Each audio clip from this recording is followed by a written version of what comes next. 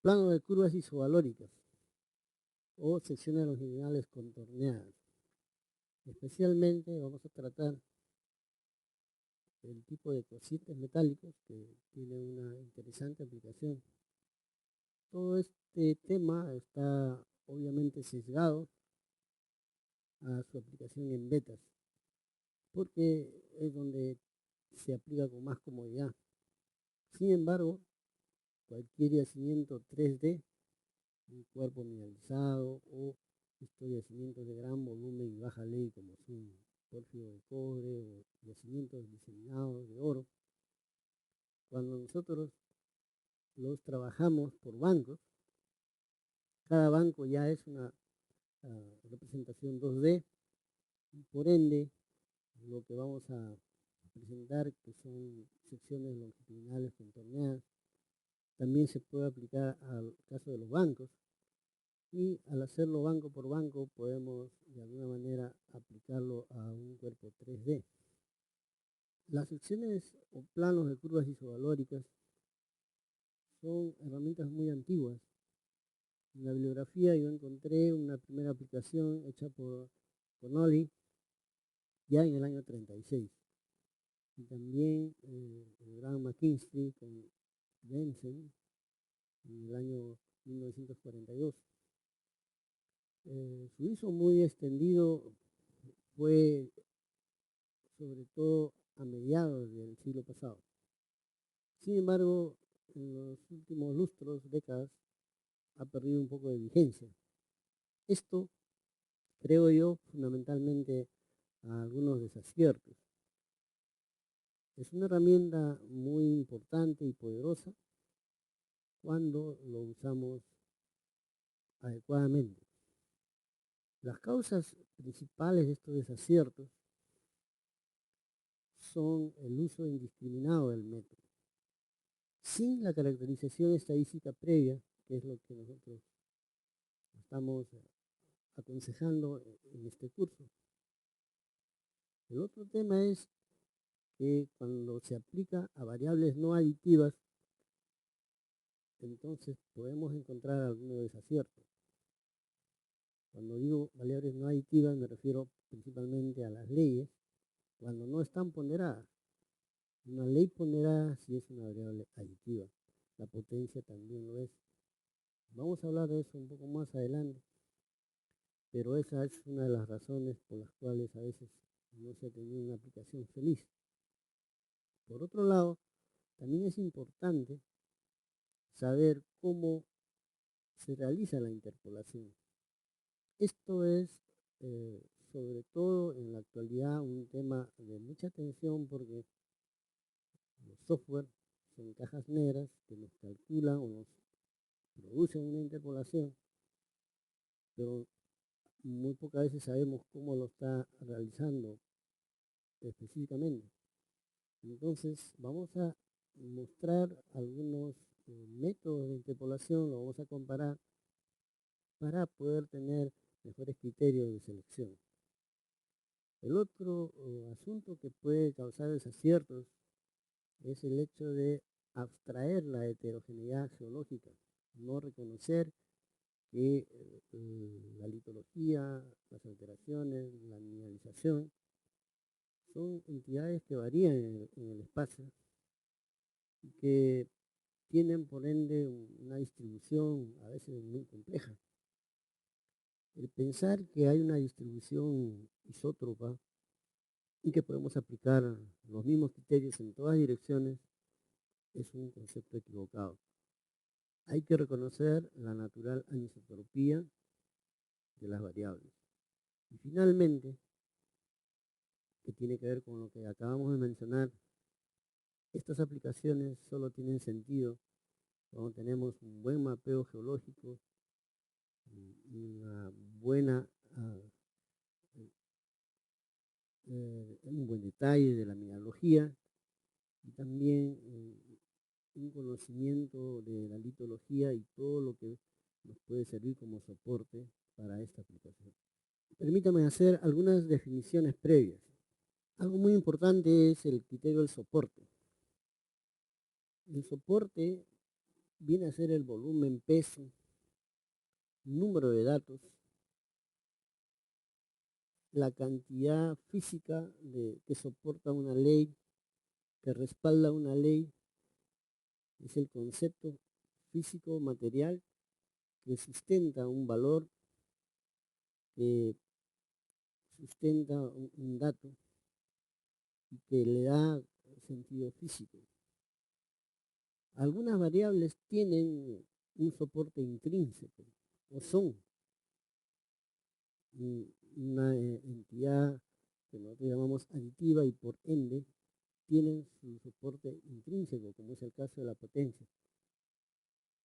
La longitud de un tramo de perforación o de un core diamantino también lo es, como también el volumen de una muestra que ustedes saben que se toma en metros cúbicos de morrenas para asignarle una determinada ley. En cambio, la ley por sí sola no tiene un soporte. Tenemos que multiplicarla por la potencia de la beta, lo que se llama ley ponderada, para que tenga un concepto físico, una definición, una materialización. Ese es el concepto de soporte. Dominio es el volumen, área o zona seleccionada o independizada de las áreas contiguas para efectos de cualquier estudio. Todos estamos acostumbrados a definir dominios. Por ejemplo, zona de óxidos, zona de sulfuros secundarios, zona de sulfuros primarios, o endoscar, zona de alteración alquímica avanzada. Cuando estamos definiendo estas zonas, estamos definiendo dominios. También hay dominios que se definen con cutoffs o con valores de leyes, como es el caso de englobar en un volumen todas las áreas que tengan una ley, por ejemplo, mayor de 5 gramos de oro, y eso nos va a definir un volumen de repente un poco caprichoso, como el que están viendo en la figura de la izquierda. Eso también es un dominio y lo podemos hacer con diferentes valores y podemos tener dominios que engloban a otros o podemos tener dominios también drásticamente separados por fallas o por otros contactos duros. También tenemos que definir, aunque ya lo hemos mencionado, qué cosa es una variable aditiva. Una variable aditiva es toda variable que tiene un sentido físico intrínseco o que está ponderada por algún soporte físico. La densidad tiene un soporte físico en sí mismo, como la potencia también. Sin embargo, la ley de una beta la tenemos que volver aditiva multiplicándola, por ejemplo, por la potencia. Eso es lo que se llama ley ponderada. También se le conoce como acumulación. Muestra es una parte o porción representativa de una población o dominio y es el resultado de un procedimiento de muestreo equiprobable. Para que sea muestra, el muestreo tiene que ser equiprobable. Quiere decir que todos los componentes, todas las partes que constituyen el dominio en estudio, tienen que tener la misma probabilidad de ser elegidos al momento en que tomamos los diferentes incrementos para constituir una muestra. Cuando el muestreo no cumple esta condición de equiprobabilidad, solo se está obteniendo un espécimen. Por ejemplo, si yo extraigo con una espátula una porción de una pulpa que está en un sobre, estoy sacando una porción que está en la parte superior de la bolsa y por ende no es equiprobable porque los materiales que están más al fondo no tienen la misma probabilidad de ser elegidos. O cuando el geólogo toma bajo su criterio y en base a un mapeo un par de muestras de los afloramientos para enviarlos a un análisis microscópico, como esto tampoco está regido de un muestreo sistemático y como es un muestreo selectivo, entonces no es realmente una muestra, sino lo que él está haciendo es tomar especímenes. Entonces, veamos qué tipos de curvas isovalóricas tenemos.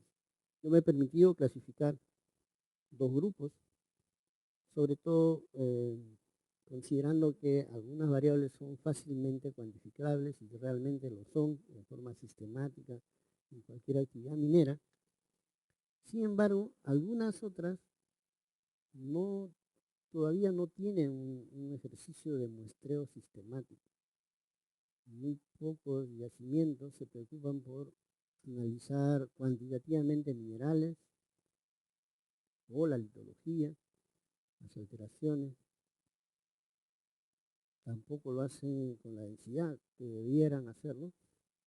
Por eso es que hay un segundo grupo que yo clasifico acá como variables semi-cuantitativas. Y es que usamos, por ejemplo, los logueos, donde se hace una estimación de una alteración en diferentes grados, alta, media o baja, que también se puede hacer con dígitos, 4, 3, 2, 1. Esto es una suerte de semi-cuantificación. De igual manera, un mineral puede ser muy abundante o escaso, y esto también puede ser ploteado en estas secciones. Por supuesto, mucho más cómodo es plotear las variables cuantitativas, como son las leyes, las potencias, o contornos estructurales, como vamos a ver a continuación. Entonces, hay curvas isovalóricas de muchos tipos, estas son las más frecuentes y las más usadas. Una curva isovalórica en realidad es un plano o sección que muestra puntos o zonas isovalóricas unidas por estas curvas continuas, constituyendo un plano o sección de curvas isovalóricas. Ustedes ven en la parte superior derecha cómo hay una serie de zonas de una coloración o intensidad de color que nos está indicando que son zonas que tienen un valor idéntico, son zonas isovalóricas que están rodeadas por otras bandas de valores consecutivos. Todo esto constituye un plano o sección isovalórica. Para preparar uno de estos planos, curvas isovalóricas, tenemos que tener una data convenientemente tabulada. Ustedes están viendo en la parte inferior derecha una parte de una data. La hemos puesto muy simple. Ustedes ven la coordenada en la cota es una sección, por lo tanto tenemos un plano en el cual se han proyectado los valores, es una proyección 2D, y están los valores de oro, de arsénico, podríamos haber puesto los otros valores también. Entonces, teniendo las coordenadas y la cota, nosotros podemos plotear los diferentes valores que están mostrados acá como X, y a partir de ellos vamos a ver cómo, por un ejercicio de interpolación, conseguimos llenar los espacios vacíos que no tienen leyes, y de esa manera constituir una sección de isovalores. Noten que en nuestro ejemplo la sección está corriendo este-oeste, y por lo tanto el norte queda como una perpendicular ingresando a la proyección. Hay muchas formas de plotear estas curvas isovalóricas. Les muestro cómo se hacía anteriormente en forma manual. Esa es la vista que están observando en el lado izquierdo. Esto ya no es un ejercicio actual. Posteriormente teníamos la ventaja de utilizar las impresoras matriciales que nos permitían dibujar prácticamente lo mismo, pero en forma automatizada. Sin embargo, actualmente ustedes saben que tenemos la gran ventaja de contar con software que nos permiten no solamente asignar tonos o colores a cada rango de ploteo, también podemos modificar el suavizamiento de las curvas, podemos indicar los rangos que queremos separar para el ploteo. En realidad podemos hacer muchas cosas. Ese es el riesgo y el peligro de los software actuales, que finalmente hay cosas que podemos modificar, pero finalmente tampoco sabemos si estas modificaciones son las más adecuadas o no.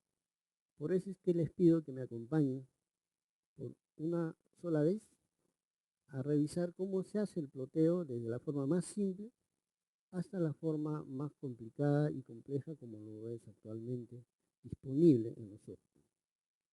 Vamos a utilizar un mismo grupo de datos que aquí los están viendo como puntos rojos. Y para simplificar, solamente estamos poniendo un dígito para indicar su valor. Pueden ustedes imaginarse lo que deseen. Puede ser gramos de oro por tonelada. Tenemos los dígitos 1, 2, 6, 3, etcétera, asignados a cada punto rojo. Como les decía, esto puede ser un muestreo de chips, puede ser la intersección de los taladros con un plano vertical que es colineal con la beta, no importa. Solo quiero mostrarles cómo se hace una interpolación manual y indicarles también cuáles son los errores intrínsecos de hacer este ejercicio. Como no tenemos valores en los lugares vacíos que no han sido muestreados, cualquier ejercicio de interpolación justamente de lo que se trata es de asignar valores a aquellos lugares que no lo tienen. Para poder hacerlo en el ejercicio de interpolación manual, hay que unir par a par cada uno de los valores en forma conveniente, y esos son los trazos que ustedes están viendo entre punto y punto, y ahí es muy fácil ver que hablando por ejemplo del punto que tiene valor 6 con el punto que tiene valor 3, es muy fácil con un ejercicio de interpolación simple asignar esos trazos cortos que ustedes ven para el valor de 5 y de 4. Entre el punto 2 y 6 tendremos la posibilidad de marcar la ubicación del valor 3, 4 y 5. Para el valor entre 1 y 6, los valores del 2, 3, 4 y 5, etc. Cada uno de estos lugares nos van generando la ubicación bastante posible de los valores intermedios en aquellos sitios donde no hemos muestreado. Finalmente, solo queda unir todos los puntos de igual denominación y generar lo que se llama una curva contorneada. Justamente ahí está mostrando en la línea de trazos en azul cómo hemos unido todos los puntos con valor 4 para generar una curva isovalórica, en un caso cerrada. En la parte inferior está haciéndose lo mismo, pero en una línea abierta. Como también se han unido los valores que tienen el 2, constituyendo también una línea isovalórica abierta a ambos lados. Este ejercicio de interpolación lo conocemos todos, pero lo tengo que mostrar para decir simplemente que aquí no estamos tomando en consideración absolutamente para nada la geología, o si hay tendencias de crecencia o decrecencia de la mineralización. Estamos asumiendo que en el dominio donde estamos aplicando esa interpolación, realmente la distribución es isótropa, lo cual, como ya les indiqué anteriormente, es un graso error. Veamos un ejercicio de interpolación un poco más complejo. Con los mismos datos, en la misma ubicación, vamos a explicar ahora cómo se hace una interpolación por el inverso de la potencia de una distancia. Puede ser el inverso de la distancia, el inverso del cuadrado de la distancia, del cubo de la distancia.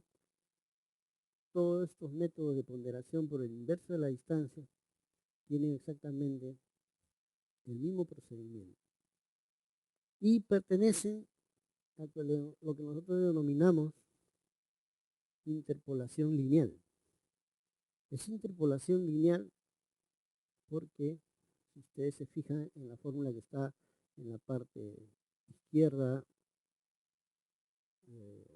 inferior izquierda, está el z estimado en el punto P, el asterisco es la denominación de z estimado, es igual, en el extremo de la fórmula se lee la sumatoria de los productos de lambda sub i por z sub i.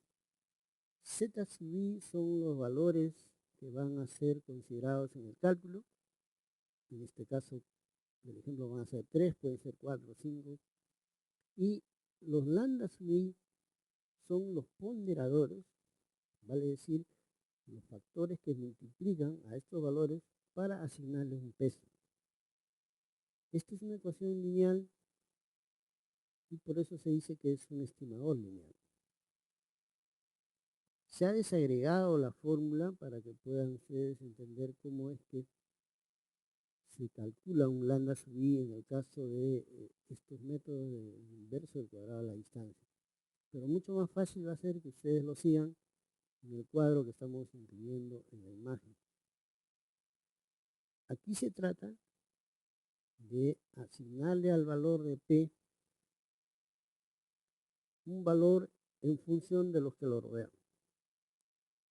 Y la hipótesis en la que se basa el inverso al cuadrado de la distancia es que cuanto más lejanas están las leyes circundantes, van a afectar menos, y cuando más cercanas van a afectar más en el valor final del punto P que queremos estimar.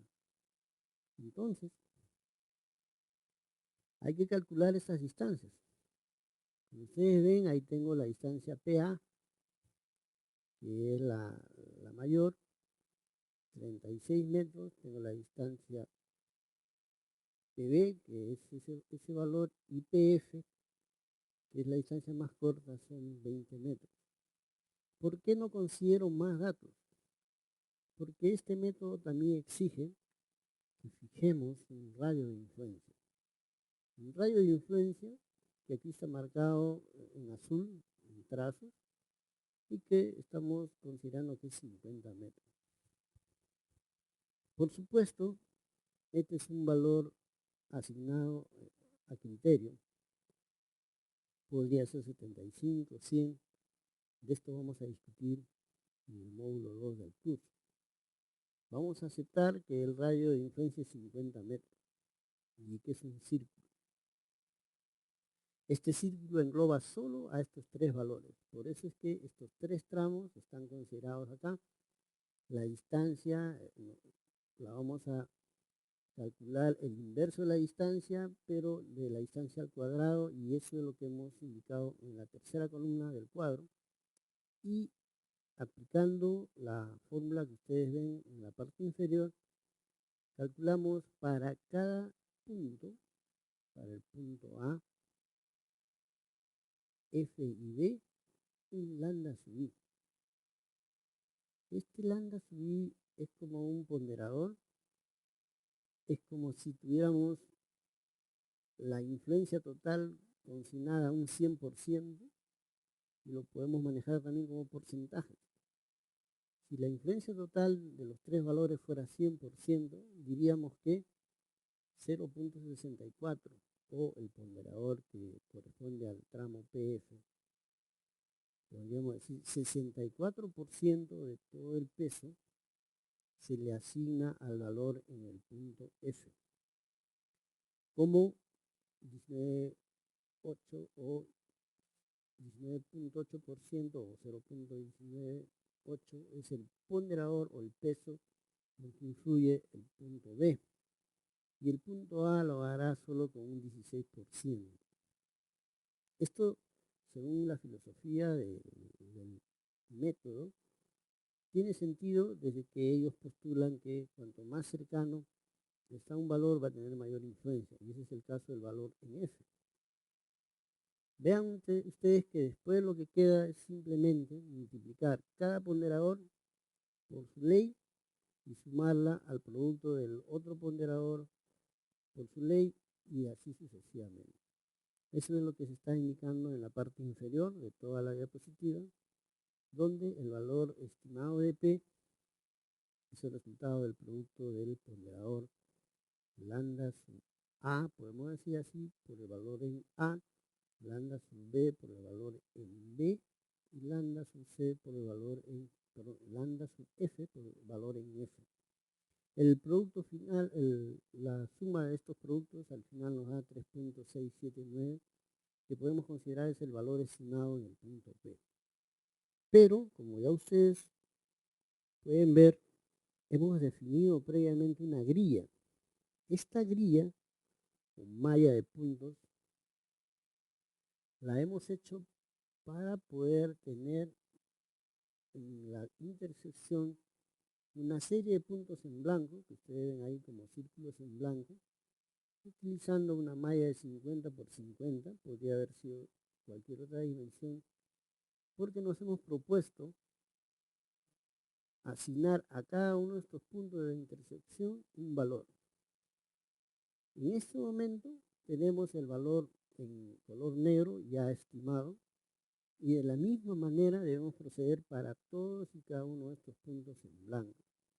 El resultado final va a ser que en lugar de tener los valores en rojo que son reales, vamos a tener una serie de valores en cada punto blanco ya calculados y estimados, lo cual nos va a permitir realizar con comodidad una interpolación.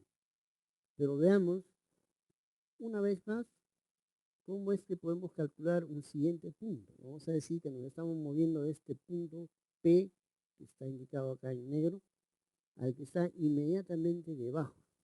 Y eso es justo lo que les va a mostrar la siguiente diapositiva. Aquí vemos que de lo que se trata ahora es de calcular o estimar, que es el mejor término, el valor en P, pero P ahora se ha movido al siguiente punto. En este caso, el radio de influencia nos engloba otros tres valores. El valor en C, que es 1, el valor en B, que es 4, y el valor en D, que es 5. Y en el cuadro ustedes están observando que las distancias de PB, que es la menor, es 20, PC 29 y PD 48 metros, son los puntos de partida para calcular los ponderadores. Tenemos que calcular el inverso de la distancia al cuadrado, que son los datos que están en la siguiente columna, y a partir de eso, con la fórmula que está ahí indicada en la parte inferior, los respectivos ponderadores. Lo demás es simple, es mecánico, igual que hicimos en la diapositiva anterior. Hay que multiplicar en este caso 4 por su ponderador. La ley es 4, multiplicamos por 0.66 y a eso le sumamos 1 por 0.288, que es el valor en C, y el valor en D, que es 5, multiplicado por su respectivo ponderador, 0.105. Todo eso está escrito en la parte inferior. La suma de estos tres productos nos genera el valor estimado en este nuevo punto P. Como ven, esto ya es un ejercicio de realizar exactamente lo mismo para cada punto en blanco. Esto sería un trabajo sumamente tedioso si tuviéramos que realizarlo así como lo estamos haciendo en este ejercicio. Sin embargo, esto es un asunto de pocos segundos cuando la data no es muy grande para un software que está capacitado a plotear y a calcular o estimar esos puntos y generar incluso casi inmediatamente la interpolación de estos nuevos datos. Hay software especializados para realizar esto en la actualidad a libre discreción. Vean ustedes, sin embargo, que nuevamente en este método hay una serie de imposiciones. Primero, el rayo de influencia es un valor que cada quien lo escoge a su criterio. Por otro lado, las mismas dimensiones de la grilla también se escogen a criterio. Otra de las imposiciones que se hacen acá es considerar un rayo de influencia, lo cual implica que estamos aceptando o asumiendo que la distribución de los valores no tiene ningún patrón vectorizado, que el dominio es un dominio isótropo. Como vamos a ver en el segundo módulo, al hacer el ejercicio de estimación o cálculo de los variogramas, ustedes van a darse cuenta que esta simplificación o esta asunción de que estos dominios geológicos son isótropos es realmente erróneo. Lo más frecuente y común es encontrar anisotropías muy complejas y no vamos a poder asignarle un rayo de influencia. Tendríamos que, por lo menos, como puede ser en algunos casos, asignarle una elipse de influencia o un elipsoide de influencia si estamos hablando de un modelo tridimensional. Entonces, solamente aprovechando esta oportunidad y para terminar la presentación de las formas más frecuentes de obtener estos valores interpolados y trazar después las curvas isovalóricas, les presento en esta diapositiva en forma muy esquemática cómo es que se plantea este problema del kriging. El kriging es la herramienta de la geoestadística que también estima estos valores y estos puntos, pero lo hace de alguna manera respetando la información que le brinda el variograma, que le dice si hay o no una anisotropía en el dominio, la misma que se refleja en este ejemplo por ya no un círculo de influencia, sino un elipsoide de influencia. Esto nos está indicando que la variabilidad es diferente, de tal manera que tenemos un máximo de variabilidad en la dirección del eje mayor del elipsoide y una variabilidad menor en la dirección ortogonal. El kriging, así como el método de la inversa de la n-potencia, es un interpolador lineal. Y ahí está la fórmula, que es la misma que hemos usado para el caso del inverso de la n-potencia. La gran diferencia está en cómo se calculan los ponderadores. No vamos a entrar en detalle de cómo se hace esto porque este es un tema del segundo módulo, pero sí quiero remarcar que aquí no se usa un rayo de influencia. El hecho de estar utilizando un elipsoide de influencia nos está indicando que hay una anisotropía. Aquí hay un rayo menor que es de 45 metros y un rayo mayor de 68. De tal manera que al hacerlo de esa forma, ya existe una gran diferencia. Porque anteriormente, si ustedes recuerdan, para el cálculo de este punto P, solo se involucraba al valor en C, B y D, porque estaban dentro del círculo de influencia. Pero ahora, al ser un elipsoide, en primer lugar ya ustedes están viendo que el valor en A también va a participar en la estimación. Entonces, ya no son 3, son 4 los valores que van a influir en la estimación final del punto P. Les decía que el único asunto es calcular los ponderadores lambda sub i. Y eso se hace a través de la solución de un sistema de ecuaciones que se llama sistema de Kriging. No quiero que se asusten de ver estas ecuaciones, porque como lo vamos a ver más adelante, son fáciles de establecer y la solución ahora con el software actualizado en realidad es un asunto muy simple. Solo quiero mostrarles, como se ve en la parte superior derecha, el elipsoide que engloba los puntos B, D, C y A, son 4 valores. Las distancias ya no van a ser las ponderaciones, sino aquí la ponderación se basa en los variogramas medios que están ahí indicados con gamma y un subíndice que es AA, BB, CD, etc.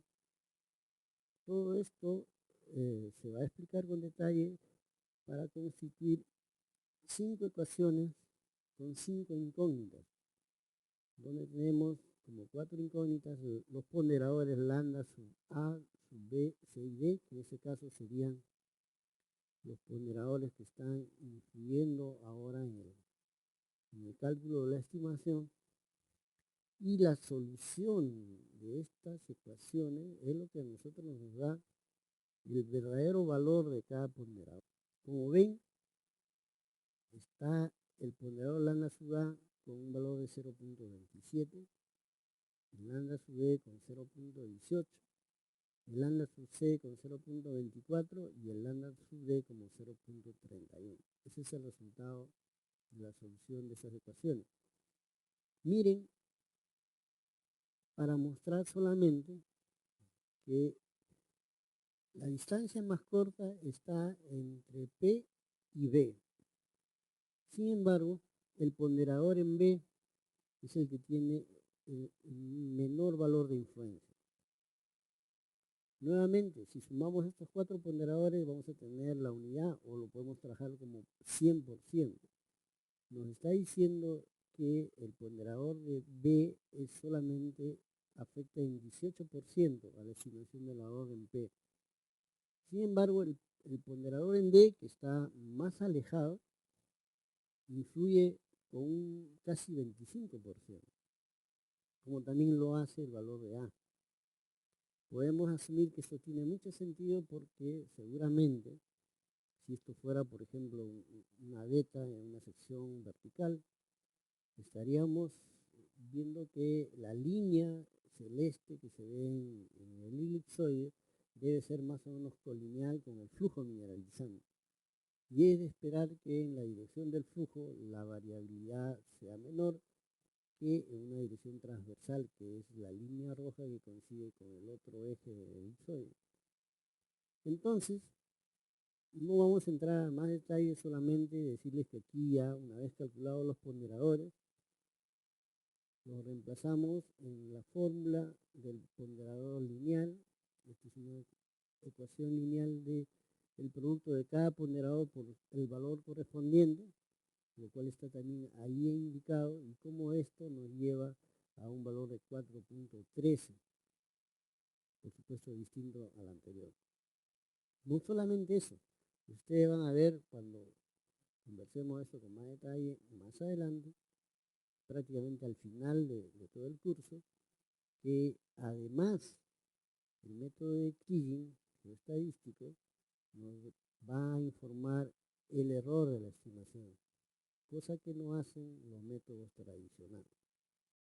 Luego de esta revisión vamos a presentar unos ejemplos sobre secciones longitudinales contorneadas. Por supuesto que básicamente hecho en betas, que es donde se aplican con más frecuencia. Se supone que ya sabemos que con una serie de datos ubicados en una sección, utilizando como coordenadas una de las direcciones este o norte y las cotas, podemos plotear diagramas como los que están viendo. En este caso son secciones longitudinales contorneadas de leyes, en donde, una vez hecho el ejercicio de interpolación y de contorneo, se genera este conjunto de curvas, o isocurvas o curvas isovalóricas, ¿no? Y nos dan una idea de dónde están concentradas las leyes más altas, dónde están las leyes más bajas y si alguna relación entre diferentes variables existe o no. Es para todo lo que sirve una sección longitudinal de leyes. No se olviden que las leyes por sí solas no tienen aditividad y por ende no podemos dar ningún paso relacionado a un concepto económico con estas secciones. Sí nos sirve para lo que mencioné. Por ejemplo, en las secciones longitudinales que estamos mostrando, las superiores de zinc, la del medio es de isovalores de plomo y la inferior es de isovalores de cobre. Más o menos podemos decir que existe cierta correlación entre el cobre y el plomo, ¿no? Pero hacia el lado derecho también entre los isovalores de cobre y de zinc. Nuevamente, muy poco lo que podemos indicar al respecto, pero sí cada sección en sí misma nos puede servir para guiarnos ya al momento de la planificación minera o de generar labores, tajos o chimeneas. ¿Cómo nos movemos si estamos queriendo buscar concentraciones de mayor ley o de menor ley? Pero solamente ley. Puede ser que la potencia sea mayor o menor y por ese motivo, al no tener sentido físico, conviene mejor utilizar la ley ponderada y tener mucho cuidado al manejar secciones longitudinales contorneadas solo de ley. En esta vista estamos viendo ejemplos de curvas longitudinales de leyes, pero también de potencia. Las superiores de leyes de plata, las inferiores de leyes de plomo, y al medio tienen ustedes curvas contorneadas de potencia. Entonces, aquí podemos ver, revisar qué variación tiene la potencia, hacia dónde tenemos potencias mayores o hacia dónde está disminuyendo la potencia, ¿no? Ustedes pueden ver, por ejemplo, que el diagrama de potencia nos indica que hay una gradación de la potencia en aumento hacia la parte inferior en algunos casos, como en el lado más o menos derecho, pero al lado izquierdo ocurre exactamente lo contrario. Ustedes ven que pasando de un nivel a otro estamos bajando en la denominación de la ley. 0.2 hasta 1.0 es la gradación. Entonces, en el lado izquierdo tenemos un aumento de la potencia, lo indican las curvas isovalóricas, y hacia el lado derecho podemos decir que hay una situación similar. En la parte central de la curva de isopotencias, en cambio tenemos una circunstancia intermedia en donde tenemos una posición de alto valor rodeada de valores menores. Entonces, en el caso de las secciones longitudinales contornadas de leyes, tampoco es mucho lo que se puede decir. Hay que tener mucho cuidado, nuevamente no son variables aditivas.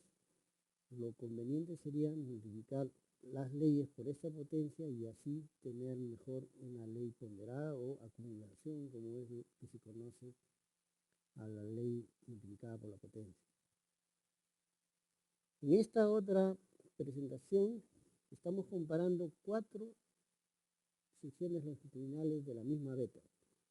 La beta es casi subvertical, las secciones son oeste-este, y ustedes ven en el caso de la sección superior izquierda, es una sección longitudinal de potencias. La parte inferior izquierda es la que tiene una potencia mayor y va decreciendo hacia arriba y hacia la derecha. De tal manera de que tenemos una clara observación de cómo la potencia está disminuyendo y hacia dónde aumenta. Si esto simple y llanamente lo relacionamos con las demás secciones, podemos decir, por ejemplo, que comparando con la sección longitudinal inferior, que es una sección donde solo se ha ploteado cuál es el tipo de roca de caja, fácilmente podemos concluir que tenemos en la litología tipo K, que son calizas, un desarrollo de la beta de mayor potencia. Con la letra I se está indicando la parte intrusiva y está en forma de puntos, y ahí podemos indicar claramente que se desarrolla la beta en una potencia menor. De igual forma, cuando vemos el contenido metálico de plata y el contenido metálico de cobre, sobre todo el de cobre, coincide muy bien la ley alta, que es la parte no achurada, con la de mayor potencia y con la litología de calizas. Entonces, si queremos tener mayor potencia de la beta, mayor contenido de cobre, nos tenemos que ir hacia la zona de las calizas, porque sabemos que en la dirección contraria estaremos entrando a potencias menores y también a valores menores de cobre y también de plata, como podemos ver en el diagrama o en la sección longitudinal superior derecha. Entonces, cada una de estas interpretaciones, que puede ser muy artificial, es preferible hacerlas con un buen conocimiento de la mineralogía y también de cómo están las rocas de alteración de las cajas y cualquier otra información geológica adicional. Ahora quiero explicarles rápidamente cómo es el uso de secciones de contornos estructurales. Para ello, primero tengo que explicarles cómo es que preparamos una de estas secciones de contornos estructurales. Para ello, está esta presentación en la cual el primer paso es definir un plano de proyección que esté más o menos paralelo a una dirección promedio de la beta. Aquí la beta se está representando en color rojo, por cierto es una fracción de la beta, y el plano de proyección lo estamos colocando en color gris. Para generar estos contornos estructurales, lo que hacemos es plotear sobre este plano gris ortogonales de cada punto de la estructura que elijamos, y en cada intersección se mide la distancia entre este plano y la beta. Ustedes pueden medir la distancia desde el plano gris hacia la caja piso, hacia la caja techo o al centro de la beta, pero una vez que elijan tendrán que hacerlo en todos los casos con la misma referencia. Como ustedes ven en el ejemplo, estamos utilizando la caja piso. Una vez que tengamos todas las distancias, cada una de estas intersecciones en el plano gris, por supuesto, tendrá sus respectivas coordenadas, y en cada una de estas intersecciones tendremos un valor, como se está indicando también ahí en la vista. Está, por ejemplo, la distancia de 2, puede ser 2 metros, 2.2, hasta 2.4. Por supuesto, hay muchos más valores que nos indican. Estos valores son las distancias entre la beta y el plano de proyección. Si interpolamos estos valores, lo que encontramos es lo que se denomina una sección longitudinal contorneada de contornos estructurales. Es lo que estamos viendo, por ejemplo, en la vista, que es de la beta Finlandia, donde se puede ver que también se han contorneado una serie de valores que son las distancias de proyección desde la beta hacia un plano seleccionado previamente. ¿De qué sirve esto? Tiene una serie de aplicaciones. En principio, para que ustedes puedan interpretarlas, conviene que se imaginen que están viendo un plano topográfico. La beta está proyectada sobre un plano y si tienen la misma concepción que un plano topográfico, diríamos que aquellos lugares donde tenemos las curvas muy ceñidas van a ser zonas de mayor pendiente que aquellas donde las curvas están mucho más separadas, entonces serán zonas de menor pendiente. Entonces es fácil de ver aquí que estamos tratando de dibujar cómo la beta se distribuye en el espacio, cómo se contornea, que ustedes saben que no es un plano exacto, y ya después viene el sobreponer a este tipo de contornos estructurales las otras secciones, como son de leyes o de ley ponderada, de plata, de cobre, lo que fuere, y ver si estas secciones nos muestran zonas de alta ley de algunos de estos elementos coincidentes con pendientes fuertes o pendientes bajas de estos diagramas de contornos estructurales. Por otro lado, también conviene recordar que cuando nosotros tenemos una sesión de contorno estructural como la que estamos mostrando en la vista, noten que hay una serie de labores subterráneas que han permitido realizar este reconocimiento. Este plano de contornos estructurales tiene también una secuencia de subidas y bajadas, entre comillas, que a veces se usa para interpretar el movimiento relativo de las cajas de las vetas. Entonces, aquí vamos a observar en la parte central una serie de pliegues que más o menos podría indicar que hay un movimiento subvertical, pero del lado izquierdo a derecha en ascenso.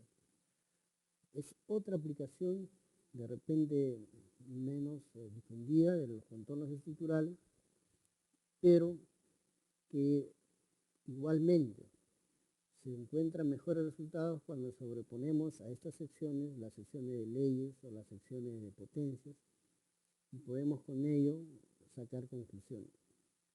En la siguiente vista vamos a detenernos un poco en presentar cómo se calculan las secciones de cocientes metálicos. Igual vamos a plotear valores en la sección longitudinal con sus respectivas coordenadas. Pero en este caso lo que se plotea es un cociente entre dos elementos convenientemente seleccionados. Aquí están viendo una parte de una base de datos que sirve para eso. Miren que tenemos la coordenada en este, que serían las líneas verticales en estas secciones, y es que, como es el caso, estamos hablando de una sección este-oeste mirando al norte, y está la cota. Con estos pares de valores tenemos la ubicación de cada punto. En cada punto, como mostramos anteriormente en esta misma base de datos, tenemos un valor de oro y un valor de arsénico. Además de plotear estos valores, podemos plotear su cociente. Y al hacerlo, estaríamos ploteando los valores que están en la última columna de este cuadro, y al hacerlo estaríamos generando lo que se conoce sección longitudinal contorneada de cocientes metálicos. Esto es algo que se ejercita con frecuencia, solo que hay que tener un mínimo cuidado. La principal aplicación de los cocientes metálicos es justamente la de poder determinar la dirección de los flujos mineralizantes. Si esa es la aplicación, Y para eso generalmente se hacen estas secciones. Si queremos nosotros marcar la dirección de los flujos mineralizantes, tenemos que escoger un par o pares de elementos adecuados. ¿Qué quiere decir adecuados? Hay que recordar que la hipótesis que acompaña a la interpretación de los flujos indica que generalmente estos son subverticales y sobre todo que estos flujos deben ir de mayor a menor temperatura, vale decir de mayor a menor profundidad, flujos ascendentes en todo caso. Entonces, debemos esperar que haya algún elemento que sea más característico de las fases de mayor temperatura y que debemos asociarlo con otro que sea característico de las fases de menor temperatura y con este par adecuado generar un cociente y esperar que éste nos marque los flujos mineralizantes. Dicho de otra manera, tenemos que escoger aquellos pares que tengan una correlación lineal alta, que tengan alguna suerte de correlación, pero no solamente correlación alta, sino inversa. Vamos a poder utilizar estos cocientes para indicar flujos siempre y cuando tengan una nube de correlación como la que estamos indicando en la parte superior derecha. Y como ven, un coeficiente de correlación negativo, alto, negativo. Entonces, si es que hay dos elementos que no tienen relación, podemos calcular su cociente metálico, pero no sé qué nos va a indicar. Cuando la correlación entre dos elementos es positiva o es directa, entonces la nube de correlación será en otra forma, distinta a la que están ustedes observando. Cuando la correlación es directa o positiva, quiere decir que cuando aumenta, en este caso la plata, va a aumentar el cobre, que no es lo que estamos buscando. Estamos buscando un elemento que cuando este aumente, el correspondiente disminuya. De tal manera que, como está en el ejemplo acá, a mayor cobre, menor plata. A menor plata, mayor cobre, o viceversa. Este es un par adecuado para cocientes metálicos. Si nosotros tenemos el cuidado de elegir pares con estas características, que podemos nosotros ya calcularlas, porque hemos explicado cómo se trazan estas nubes de correlación y cómo calculamos el coeficiente de correlación lineal, entonces seguramente vamos a tener buenas sesiones de cocientes metálicos. Yo les muestro algunas que he encontrado en la bibliografía. Acá tienen, por ejemplo, cocientes metálicos de plata-cobre en la parte superior, cocientes metálicos de plata-plomo, el segundo diagrama, cocientes metálicos de cobre-plomo y cocientes metálicos de cobre-zinc. Como acá no se ha hecho el cálculo previo de correlación entre dos elementos, entonces se hace o se establece cocientes metálicos de todos contra todos. Lo mismo podemos mostrar en la siguiente vista, donde también observamos cocientes metálicos de cobre en la parte superior, cocientes metálicos de plata, de zinc en la parte intermedia y abajo son cocientes metálicos de plomo. Podemos arriesgarnos a trazar líneas, que en este caso serán más o menos subverticales, de las bases amplias a los ápices que señalan estas curvas y indicar que esos son los flujos mineralizantes, pero como le dije previamente, deberíamos verificar si estos pares son correlacionados, que tengan correlación alta e inversa, antes de hacer este ejercicio.